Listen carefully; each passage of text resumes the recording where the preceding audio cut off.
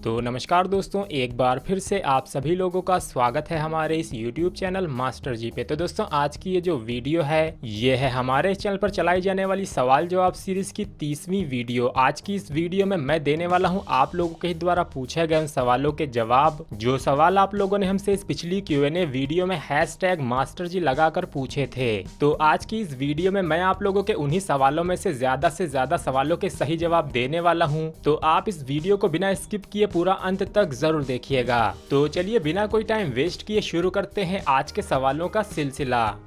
तो यहाँ पर रॉबर्ट डाउनी जी लिखते हैं, I have 5 rupees Dadabhai Naoroji coin, what is the value please tell me, I have asked this question many times. तो ये जानना चाहते हैं 5 रुपए के दादा भाई नौरोजी के 2002 के इस सिक्के की कीमत के बारे में। यहाँ पर मैं आप लोगों को बता दूं कि इस सिक्के पर इस सिक्के का सन लिखा हुआ नहीं है, लेकिन इस सिक्के को जारी किया गया था 2002 में। तो 5 रुपए का ये सिक्का बना हुआ है कॉपर निकल में, जिसका वजन होता है 9 ग्राम। इन सिक्कों को जारी किया गया था भारत की 3 मिंटों से, जिनमें थी बॉम्बे, कैलकाटा और हैदराबाद की मिंटें। इसमें से हैदराबाद मिंट के सिक्के थोड़े से कीमती माने जाते हैं, जिनकी यूएनसी यानी कि अनसर्कुलेटेड कंडीशन में कीमत जाती है तकरीबन 100 रुपए के आसपास। वहीं इसमें बॉम्बे और कैलकाटा मिंट के सिक्के आते हैं कॉमन की कैटेगरी में। कीमत इनकी भी यूएनसी कंडीशन में चल रही है तकरीबन 50 रुपए के आसपास। हालांकि दोस्तों, ऐसे सिक्के अभी फाइन कंडीशन में काफी ज्यादा मात्रा में अवेलेबल हैं।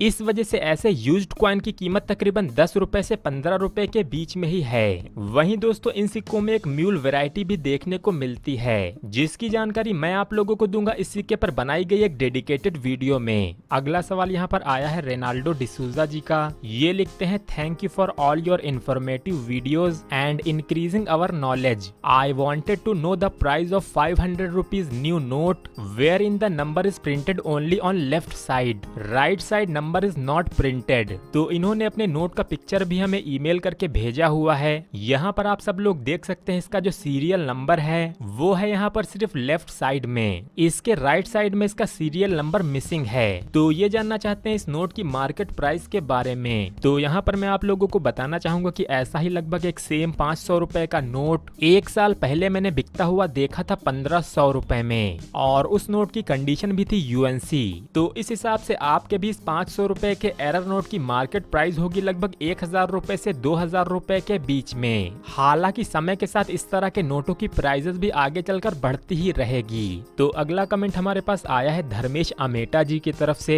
ये लिखते हैं, सर नमस्ते, मैं राजकोट गुजरात से धर्म प्रकाश अमेटा। सर मेरा एक सवाल है कि 1882 में विक्टोरिया क्वाइन बना था या नहीं बना था, तो उसकी प्राइस क्या है? सर मैं आपका वीडियो देखता हूँ, बहुत अच्छा लगता है, ज्ञान प्राप्त होता है, थैंक यू सर। तो धर्मेश जी आपका बहुत बहुत धन्यवाद। और मैं आपको बताना चाहूंगा कि 1882 में क्वीन विक्टोरिया के काफी सारे कॉइन्स बने थे, जैसे कि सिल्वर में 1 रुपी, हाफ रुपी, क्वार्टर रुपी और 2 आना। इनके अलावा 1882 में कॉपर और गोल्ड के सिक्के भी आए थे। तो आप यहाँ पर किस सिक्के की कीमत जानना चाहते थे वो आपको लिखना चाहिए था। फिर भी मैं यहाँ पर आप लोगों को 1882 के सिल्वर और गोल्ड के सिक्कों की कीमत बता देता हूँ। तो अगर आपके पास है 1882 का 1 रुपी का क्वाइन, तो इसकी कीमत चल रही है तकरीबन 800 रुपए से 2500 रुपए तक। अगर आपके पास है विक्टोरिया एम्प्रेस का 1882 का हाफ रुपी का क्वाइन, तो ये सिक्का आता है रेयर की कैटेगरी में। इसकी कीमत चल रही है तकरीबन 5000 रुपए से 30,000 रुपए के बीच में। इसके अलावा अगर आपके पास है 1882 का क्वार्टर रुपी, तो उन सिक्कों की कीमत भी मिंट के हिसाब से 1000 रुपए से 10,000 रुपए के बीच में चल रही है। वहीं अगर आपके पास है 1882 का 2 आना का सिक्का, तो ये सिक्का भी आता है स्क्वायर की कैटेगरी में। कीमत चल रही है तकरीबन 1000 रुपए से 5000 रुपए के बीच में। वहीं यहाँ पर बात करें गोल्ड कॉइन की, तो अगर आपके पास है 1882 का 1 मोहर का सिक्का, तो इस एक सिक्के की कीमत आज के समय में 2 लाख रुपए से 2.5 लाख रुपए के बीच में चल रही है। तो आई होप कि आप लोगों को 1882 के सारे सिल्वर और गोल्ड कॉइन्स की कीमत पता चल गई होगी। तो अगला सवाल हमसे किया है रेहान शाह जी ने, जो कि है मध्य प्रदेश से। ये जानना चाहते हैं 1 रुपए के राजीव गांधी वाले सिक्के की कीमत, जिस पर की मिंट मार्क है डायमंड। तो 1991 में जारी हुआ 1 रुपए का राजीव गांधी जी की थीम का ये सिक्का, जो कि बना होता है कॉपर निकल से और इसका वजन होता है 6 ग्राम। इन सिक्कों को जारी किया गया था बॉम्बे और हैदराबाद की मिंटों से, जहां पर बॉम्बे मिंट का मिंट मार्क होता है डायमंड, वहीं हैदराबाद मिंट का मिंट मार्क होता है स्टार। तो इस तरह के बॉम्बे मिंट के सिक्कों की कीमत चल रही है तकरीबन 5 रुपए से 25 रुपए तक। वहीं हैदराबाद मिंट के सिक्के थोड़े से स्क्वायर होते हैं, जिनकी कीमत चल रही है तकरीबन 10 रुपए से 50 रुपए के बीच में। तो यहाँ पर अगला सवाल किया है इंद्रजीत कुमार जी ने। ये लिखते हैं, सर मेरे पास 20 रुपए का सी रंगराजन जी का नोट यूएनसी कंडीशन में है, इनसेट है बी, प्रीफिक्स है 84V, सीरियल नंबर है 240-379। सर इसकी वैल्यू बताएं। तो यहाँ पर जो 20 रुपए का सी रंगराजन जी का नोट आता है वो होता है इस तरह का कोणार्क चक्र वाला नोट। तो सी रंगराजन जी के काल में इस तरह के 2 अलग अलग इशू जारी हुए थे, एक थे बी इंसेट वाले और दूसरे थे सी इंसेट वाले। हालांकि ऐसे दोनों ही नोट आते हैं कॉमन की कैटेगरी में। कीमत चल रही है 25 रुपए से 40 रुपए के बीच में, यानी कि इस तरह का 100 नोटों का पूरा पैकेट आपको मिल सकता है तकरीबन 3000 रुपए से 4000 रुपए के बीच में। वहीं अगर आप लोग इस तरह के 20 रुपए के चक्र वाले सभी सिग्नेचर वाले नोटों की कीमतें जानना चाहते हैं तो मैंने इन नोटों पर एक डिटेल्ड वीडियो भी बनाई हुई है। ये वीडियो आपको मिल जाएगी ऊपर आई बटन में। तो दोस्तों यहाँ पर जो अगला सवाल है वो है लखन सिंह जी की तरफ से। ये जानना चाहते हैं what is the value of 1 quarter आना 1833, प्लीज रिप्लाई सर। तो ये जानना चाहते हैं 1833 के 1 क्वार्टर आना के सिक्के की वैल्यू। तो ईस्ट इंडिया कंपनी का ये जो 1 क्वार्टर आना का सिक्का आप लोग अभी अपनी स्क्रीन पर देख सकते हैं, ये है 1833 में जारी हुआ ईस्ट इंडिया कंपनी का बॉम्बे प्रेसिडेंसी का क्वाइन। तो दोस्तों मैं यहाँ पर आप लोगों को बताना चाहूंगा कि 1835 से पहले जो ईस्ट इंडिया कंपनी का शासन था वो 3 अलग अलग प्रेसिडेंसी से शासित होता था, जिसमें थी बॉम्बे प्रेसिडेंसी, बंगाल प्रेसिडेंसी और मद्रास प्रेसिडेंसी। तो ये जो 1833 का 1 क्वार्टर आना का सिक्का है ये है बॉम्बे प्रेसिडेंसी का सिक्का। तो इस सिक्के पर आप लोग देख सकते हैं कि यहाँ पर सामने की तरफ ईस्ट इंडिया कंपनी का कोट ऑफ आर्म्स बना हुआ है, जिसके नीचे ईयर है 1833। वहीं इसके दूसरी साइड पे ऊपर की तरफ 1 क्वार्टर आना लिखा गया है,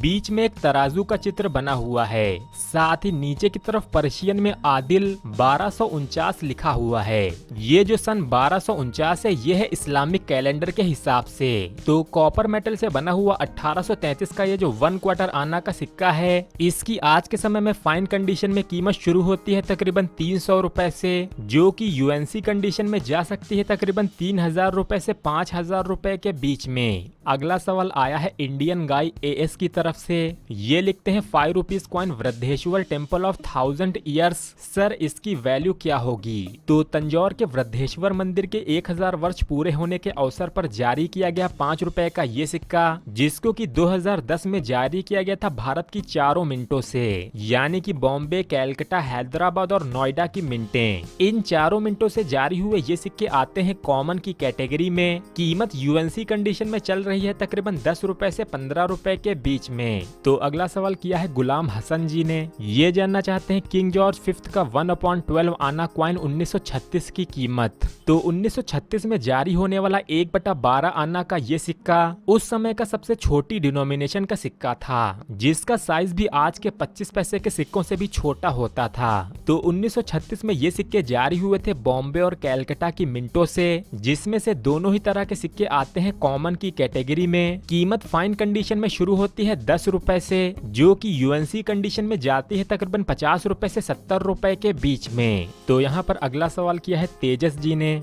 ये जानना चाहते हैं क्वार्टर रुपी इंडिया 1926 क्या ये एक्सपेंसिव कॉइन है या नहीं, please reply me, thank you. तो तेजस जी मैं यहाँ पर आपको बताना चाहूंगा कि 1926 में जारी हुआ क्वार्टर रुपी का ये सिल्वर कॉइन कॉमन की कैटेगरी में ही आता है। इस सिक्के की कीमत फाइन कंडीशन में शुरू होती है 300 रुपए से, जो कि यूएनसी कंडीशन में जा सकती है तकरीबन 700 रुपए से 800 रुपए के बीच में। तो यहाँ पर सुनील जी लिखते हैं सर मेरे पास 1 रुपए का 1965 का नोट है, इसकी वैल्यू बताएं प्लीज। तो 1964 से लेके 1966 तक भारत सरकार के जो फाइनेंस सेक्रेटरी थे वो थे एस भूतलिंगम जी। इनके कार्यकाल में जारी होने वाले सारे नोटों पर मैंने एक डिटेल्ड वीडियो बनाई हुई है। इस वीडियो में आपको 1964 से लेके 1966 तक के 1 रुपए के नोटों की कीमत का अंदाजा हो जाएगा। तो इस वाली वीडियो का लिंक मैं दे रहा हूँ आप लोगों को ऊपर आई बटन में। यहाँ पर क्लिक करके आप इस वीडियो को भी देख सकते हैं। तो यहाँ पर जॉयगुन बीबी जी जानना चाहती हैं विक्टोरिया एम्प्रेस 1892 आधा पाइस यानी कि हाफ पाइस का वैल्यू कितना है। तो विक्टोरिया के समय में चलाए जाने वाले इस तरह के हाफ पाइस जिनको की कॉपर मेटल से बनाया जाता था, इनका वजन होता था 3.23 ग्राम। 1892 में जारी हुए ये सिक्के वैसे तो कॉमन है, हालांकि अगर ये सिक्का आपको मिल जाता है यूएनसी कंडीशन में, यानी कि कुछ इस तरह की कंडीशन का सिक्का,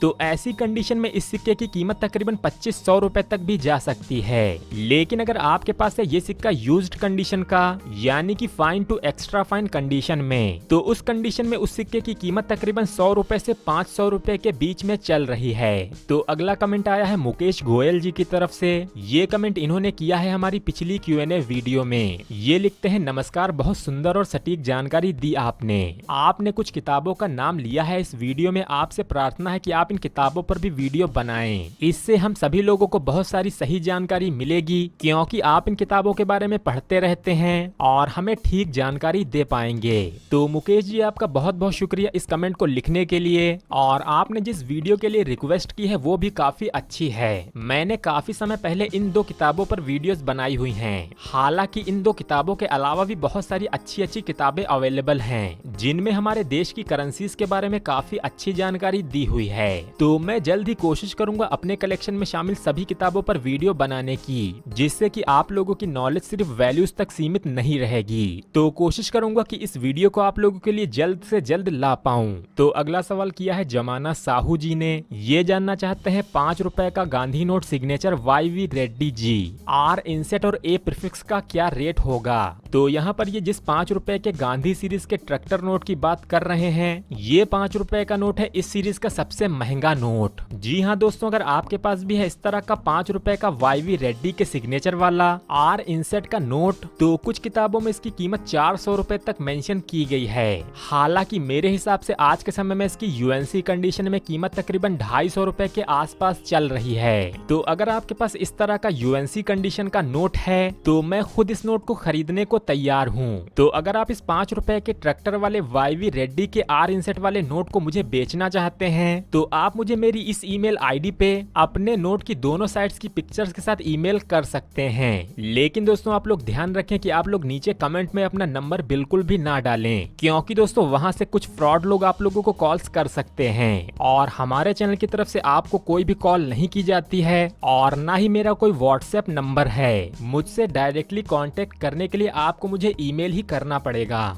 तो दोस्तों आशा करता हूं कि आज की इस वीडियो को पूरा देख के आपके मन में चल रहे काफी सारे सवालों के जवाब आप लोगों को मिल गए होंगे। लेकिन अगर उसके बावजूद भी आपके मन में कोई भी सवाल रह जाता है, तो सबसे पहले तो आप लोग हमारी पिछली Q&A वीडियोस को पूरा जरूर देखें, क्योंकि हो सकता है आपके सवालों के जवाब उन्हीं वीडियोज में छुपे हुए हों। लेकिन अगर उसके बावजूद भी आपके सवालों के जवाब उनमें नहीं मिलते हैं, तो आप अपने उस सवाल को नीचे कमेंट बॉक्स में जाकर #मास्टरजी लगाकर हमसे पूछ सकते हैं। लेकिन ध्यान रखिएगा कि इस #मास्टर जी की स्पेलिंग में आप कोई मिस्टेक ना करें, और ना ही इसके बीच में कोई स्पेस दें। साथ ही आप अपने सवाल के साथ अपना पूरा नाम भी लिखना मत भूलिएगा। तो आज की इस वीडियो को अगर आप लोगों ने लाइक और शेयर नहीं किया है, तो आप लोग इसे लाइक और शेयर कर दीजिएगा। साथ ही अगर आप लोगों ने अभी तक हमारे चैनल को सब्सक्राइब भी नहीं किया है, तो आप लोग नीचे दिए गए उस लाल रंग के सब्सक्राइब बटन को क्लिक करके उसे सब्सक्राइब कर लीजिए। साथ ही उसके बगल में बनी हुई उस घंटी के बटन को भी ऑल पे सेलेक्ट कर लीजिएगा, जिससे कि आपको आगे भी हमारी वीडियोस ऐसे ही देखने को मिलती रहेंगी। तो दोस्तों आज की हमारी इस वीडियो में इतना ही, और आप सभी लोगों का इस वीडियो को पूरा अंत तक देखने के लिए बहुत बहुत धन्यवाद।